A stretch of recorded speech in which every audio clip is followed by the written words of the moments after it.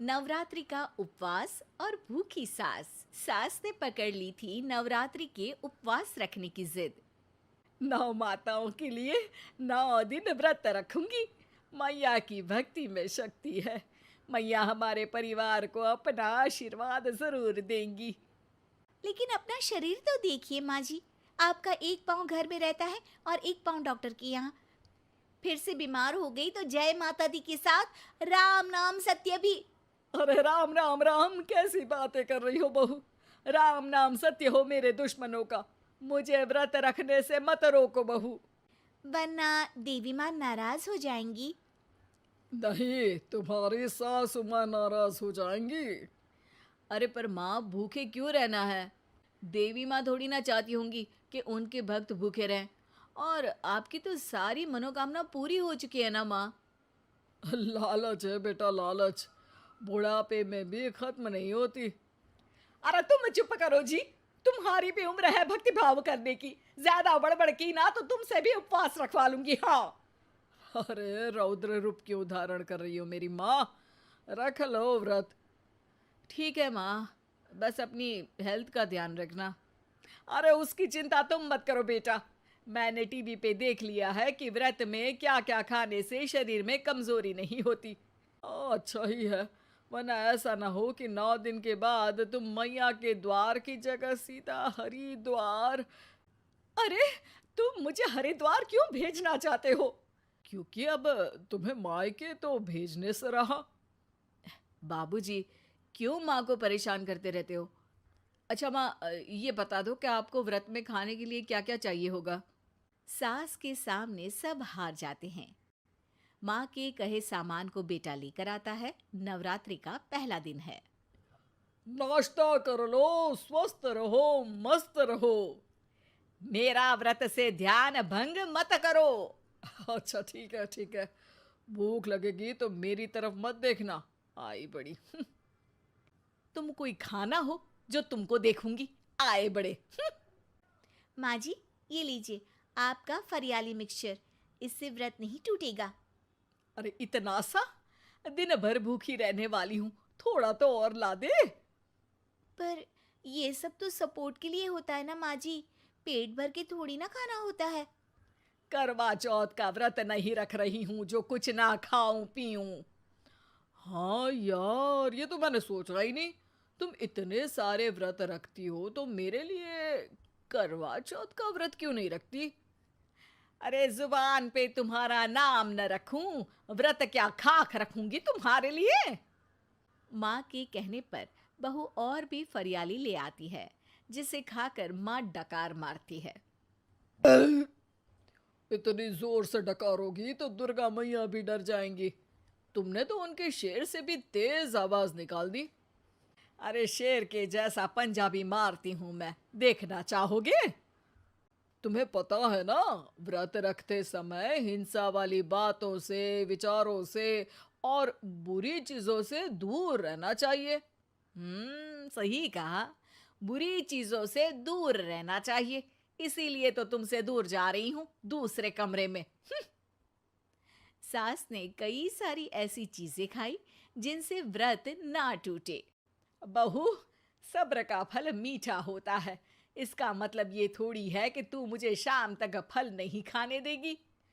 माँ जी, 1 घंटे पहले ही तो आपने इतना सारा।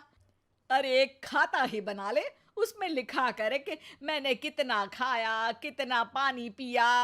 अरे नहीं नहीं माँ जी, मैं अभी फल लेकर आती हूँ। जोर से बोलो। नहीं माँ जी, मैं फल लेकर आती हूँ। अरे ये नहीं, जोर से बोलो, जय माता दी। सासू माँ एक साथ बहुत सारे फल खा लेती है। माँ जी, इतनी जोर से मैं डर गई। अरे भक्ति की शक्ति की पुकार है। पुकार नहीं, डकार है। हाँ हाँ ठीक है ठीक है। चिप्स और लेकर आना जरा, उससे भी व्रत नहीं टूटता। माँ जी, आज ही सब खत्म हो जाएगा, नाश्ते का ही टाइम है। अरे ठीक है ना बेटा, मैं अब कुछ खाऊंगी ही नहीं, तुझे इतनी तकलीफ है तो। नहीं नहीं माँ जी, मेरा मतलब था कि उपवास में सिर्फ इतना खाना चाहिए जितना शरीर के लिए सही रहे। स्वाद के लिए खाने से तो अच्छा है कि उपवास ही मत रखो। माता जी की कृपा तो वैसे भी बनी ही रहती है। अरे वाह बहू वाह! एक ढोलक और हारमोनियम भी लेकर आना और प्रवचन करने लग जा। श्री श्री 108 बहु ईश्वरी माता। माँ जी, मैं आपके लिए चिप्स लेकर आती हूँ। बहू की सही सलाह को भी सास नजरअंदाज कर देती है। थोड़ी देर में बहू सास को चिप्स लाकर दे देती है। आलू की चिप्स, आहा मजा आ गया। आलू किसी भी सब्जी में चला जाता है। आलू पनीर, आलू पालक, आलू टमाटर, आलू भिंडी और तो और पराठे में भी चला जाता है। वैसे ही इंसान को भी हर स्थिति में आलू जैसा होना चाहिए। थोड़ी देर में वहां ससुर जी आते हैं। क्या चिप्स खा रही हो? अरे नहीं जी, दिख तो चिप्स ही रही है। अरे तो पूछ क्यों रहे हो? अरे गुस्सा क्यों हो रही हो? उपवास में गुस्सा नहीं करना चाहिए। और ऐसा तो है नहीं कि सिर्फ तुम उपवास करती हो, हमने भी तो किया होगा कभी। नहीं जी नहीं, तुम तो कर ही नहीं सकते। तुम उपवास में भी भेजा खाओगे और भेजा खाने से उपवास टूट जाता है। अच्छा थोड़ी सी चिप्स मुझे दे दो, मन ललचा रहा है। नहीं, उपवास के लिए है। तुम अपना खाना खा लेना जो भी बने। पूरा दिन सास कुछ ना कुछ खाती रहती है। जैसे ही रात होती है, बस उपवास हो गया, अब मैं खाना खाऊंगी। जो दिन भर से खा रही थी उसको क्या बोलते हैं? बाबूजी क्यों माँ को परेशान करते रहते हो? अरे लड़के, तेरी माँ दिन भर से इतना खा चुकी है कि देश में भूखमरी की समस्या इसी की वजह से बढ़ रही है। और खाने की दिक्कत नहीं है, कितना भी खाए लेकिन सेहत इधर उधर होती रहती है। कुछ ऊपर नीचे हो गया तो तेरी माँ खाने के बाद हाथ धोएगी और तू अपनी माँ से हाथ धो बैठेगा। अरे इत्तू सा तो खाया था, उपवास भी ना तोड़ू क्या? ठीक है, नहीं खा रही बस। अरे बहू तुम ही बताओ, ये इत्तू सा मतलब कितना खाया है इसने? ना जी ना, मैं कुछ नहीं बोलूंगी। खाना दे रहे हो या नहीं, या 9 दिन बिना जल के उपवास रख लूं? देने के लिए धमकी अच्छी है, सुनने में भी डरावनी लग रही है। पर जैसे तुम्हारी जुबान में स्वाद का खून लगा है ना, तुम भूखी नहीं रह पाओगी। मैं कसम खाती हूँ जी। अरे देखो, कसम भी खाओगी तुम। अरे कुछ और दे दो इसको खाने को। ये ले, दाल चावल खा ले बस। डॉक्टर भी कहते थे कि माँ को आए दिन पेट से जुड़ी समस्या रहती है। बस इसी के लिए घर वाले पहले उन्हें उपवास नहीं करने दे रहे थे, लेकिन जब उपवास करने दिया तो माँ ने इतना फरियाली खाया कि घर वालों की चिंता बढ़ा दी।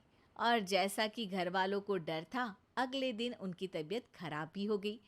डॉक्टर को बुलाना पड़ा। अरे जितनी बार आप बीमार होते हो उस हिसाब से तो मुझे एक क्लिनिक आपके घर में ही खोल लेना चाहिए। या फिर क्लिनिक में ही इनका एक अलग कमरा बनवा देते हैं डॉक्टर साहब। बाबूजी, पिताजी, मेरे जनक, क्यों हमेशा मजाक करते रहते हो? डॉक्टर साहब, माँ का पेट खराब है। क्या खाया था? जो मिला जो दिखा सब कुछ। अरे बस भी करो जी। बस तो तुमको करना था खाते वक्त। देखिए, खाना अच्छी बात है और उपवास भी आदमी को रखते रहना चाहिए, लेकिन तब जब शरीर लायक हो। पहले दिन ही बीमार हो गई तो 8 दिन कैसे होगा? आप व्रत मत रखो और खाने पीने पे ध्यान दो। मैं गोलियां दे रहा हूँ। आप भी कुछ खाने को ही दे रहे हो? हाँ, इससे जल्दी ठीक हो जाएंगी, समझ गई हैं आप? अब तो ठीक ही होना है ना मुझे। जोर से बोलो। जय माता दी। जय माता दी। जय माता दी।